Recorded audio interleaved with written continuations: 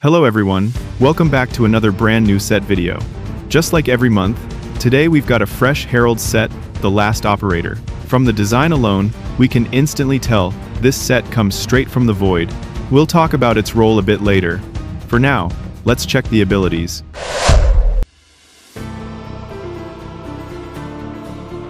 From level 2 onward, Last Operator stops using shadow energy and switches to electrical charges instead. Also, any shadow energy related perks will no longer work on us. Your energy bar is divided into 6 segments, and you gain energy through reactivation.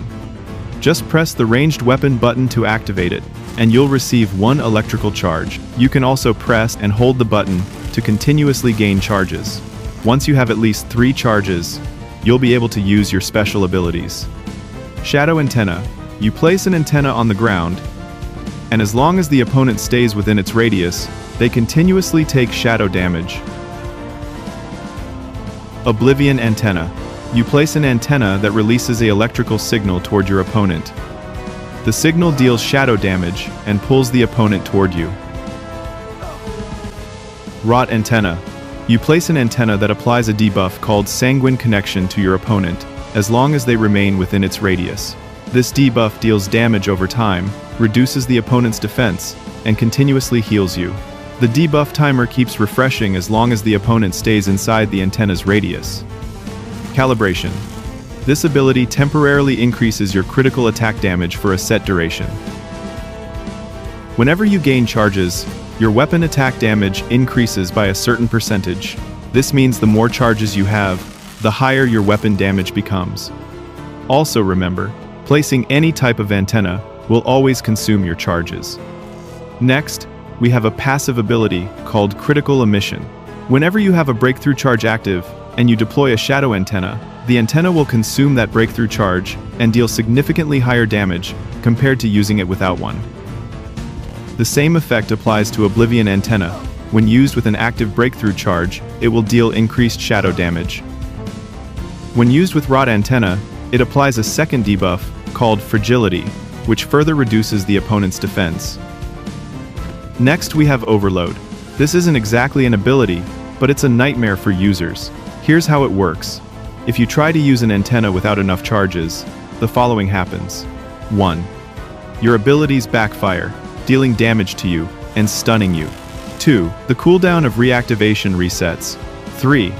All of your abilities become temporarily unusable for a few seconds. 4. Your defense is reduced. Essentially, using antennas recklessly can severely punish you. Finally, we have the active ability, Mass Transmission. When you have the maximum number of charges, press the active ability button to summon a lightning strike on your opponent. This strike deals shadow damage, making it a powerful finishing move when fully charged. Starting from level 4, you unlock a new passive ability called Calibrated Breakthrough.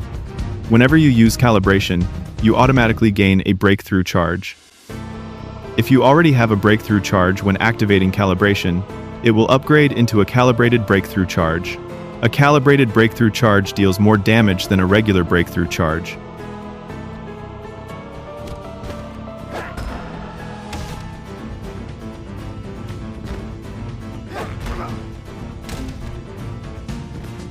At level 4, your antennas become even stronger, striking opponents with lightning more frequently. Calibrated Breakthrough charges further empower your antennas, making them even more devastating. When Shadow Antenna is used with a calibrated breakthrough, opponents within its radius have their movement and attack speed reduced. Using Rot Antenna with a calibrated breakthrough will apply bleeding on the enemy, meaning you can now have a total of 3 debuffs active at once. Finally, using Oblivion Antenna with a calibrated breakthrough will cause every lightning strike from this antenna to stun your enemies for a few seconds. Starting from level 5, whenever you activate Overload, you also immobilize your enemy if they are within the blast radius, along with yourself. Additionally, using reactivation now grants 2 charges at once instead of just 1. At level 6, your antennas are further enhanced. While you remain within the radius of any antenna, the damage from both normal and calibrated breakthrough charges is increased even more. While inside the Oblivion antenna's radius, your attack speed is increased. Within the Shadow antenna's radius, your attacks gain a chance to shock the opponent. Additionally, if both you and the opponent are inside the Rot antenna's radius, you restore health proportional to the damage dealt by the Rot antenna. Finally, we have the last ability of this set, Beacon Transmission. This ability doesn't require any charges to activate, but its damage increases based on the number of charges you have. For maximum damage, it's recommended to use it with a full charge bar. After using Beacon Transmission, the opponent becomes electrified for a few seconds, taking continuous electrical damage during that time. With this, we've covered all the abilities of the set. Now, let's jump into training mode and test things out a little.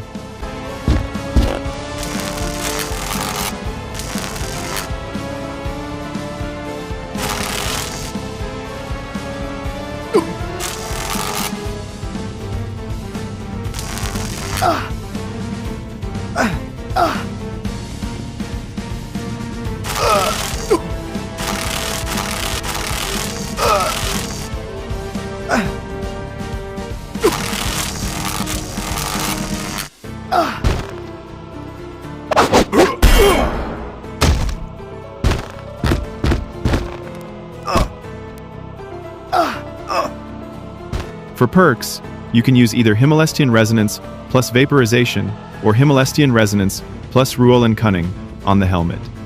On the armor, you can use Acolyte's Insight, Polarized Repeater, and Remote Manipulator.